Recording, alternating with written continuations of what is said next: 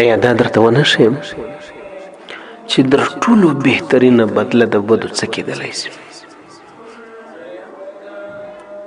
د تربرو زامنو واورئ، امسایګانو واورئ، کلیوالو واورئ، د شراکت والاو واورئ، او دا شانتې تر هر چا اورئ.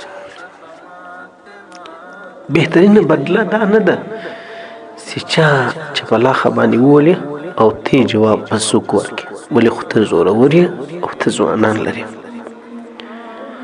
څه ده چا کنځل درته وکړل ته یې راچوکې. بهترینه بدله دا ده چې بدله نه ځینې واخېده ده د بدو، زهیر یې کړلې، ویې وهلې. بهترینه مړان ده او بهترینه بدله دا ده چې ما پکې یو بدله نه ځینې واخېده. د دواړو جهانو سردار فرمایي زورور او پهلوان هغه څوک نه دی چې هغه خلک راګوزاري په غېږو کې، هغه په خلکو په لنګتو زورور، هغه خلک موټ پر راوګرځي ځمکې راویشتلی. زورور هغه څوک دی چې پر خپل نفس یې کنټرول راوست.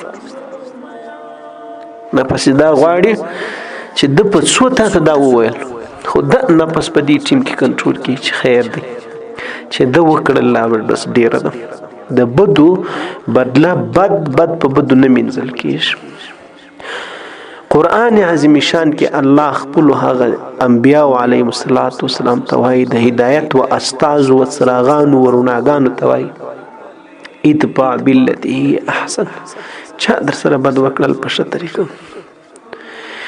نو د بدو در ټولو بهترینه بدله دا ده د یو بدې خبرې، د یو چا د چپلاخي راځه در مثال در زیرولو چې ته د هغو څه بدله وانخلې، بلکې خپل ځان سنبال کې او لاغونه مخکې سې په شو کې.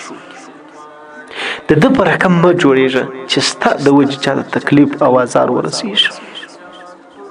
دا در ټولو زیاته بهترینه بدله ده.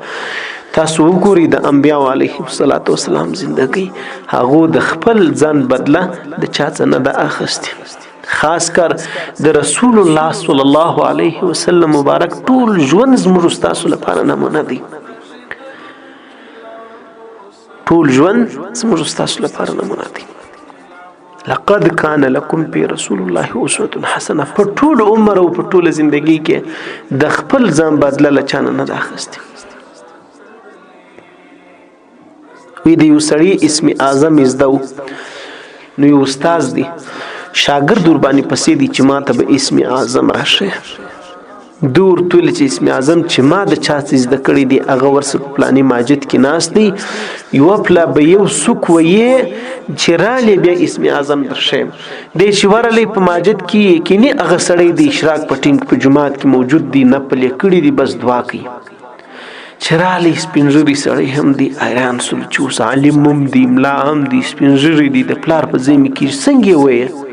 برته واپس رالی غور تل چې په څوک دی نه یې ولي نه یې سم درته ښول دی چې ورلی برای چې په لاخه یې ورسره خیر کوي څوک یې ورسره خیر کوي.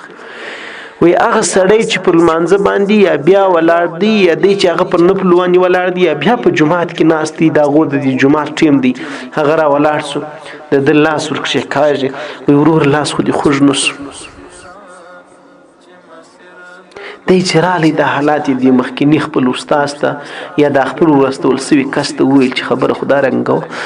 ده ورته ویل چې وروره زه هر څو واره اسم اعظم در وښیم چې دومره استعداد در پکې را نه سي، تر هغه وخته پورې هغه اسم اعظم ته 100 واره ووایې هغه تاثیر به نه کړي پکښې کې کوم چې الله رب العزت یا د ده په خوله کې ایښی دی یا زما دا دومره استعداد غواړي.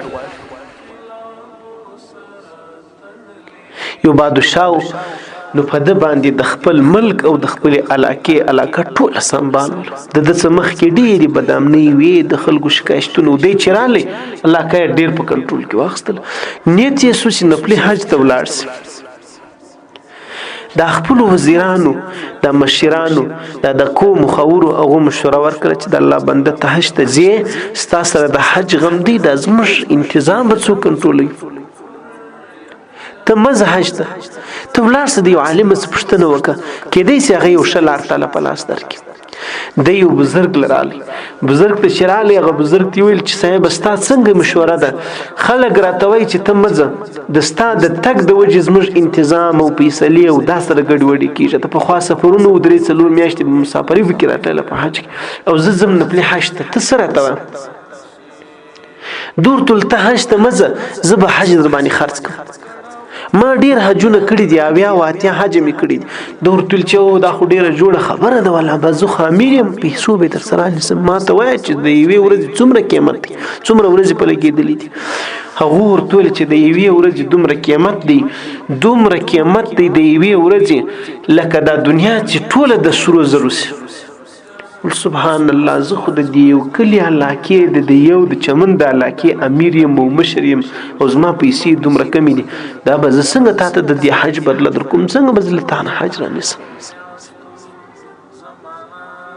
ده ورته ویل چې بس د دې قیمت له تا سره شته زه در باندې خرڅولی سم خو ته تیار یې چې دې قیمت ما ته ادا کړې هغه ورته ویل ول هغه وخت چې له تا سره څوک بد وکړي او ته د دې چپلاخي جواب په سکر کولی سي ته خو یې امیر ستا خو پوج پکې غورځي ستا خو مشران پکې غورځي په دې ټیم کې د زور ویسي د عدل او د انصاف څخه کار واخلي او په دې ټیم کې ته د هغو در دې جهالت او در دې بدو تیر سي چې تا ته کوم عذاب در کړی دي دغه وخت کې چې تا ته کوم اجر الله رب العزت درکړي هغه ما چې نفلي حجونه کړي دي د هغه اجر به در دي نفلي حج در دغه ورځو چې دومره اجر زه له تا څخه غواړم دغه اجر به تر بالای دغه قیمت زه ستا د حج ضرورت نشته ته نفلي حج له مزه د نفلي حج پر ځای عدل او انصاف د نفلي حج پر ځای خپل ذمہواری په ایمانداري سرته رسوه کله چې تا سره چا بد وکړل در دې به دور ته تیریږي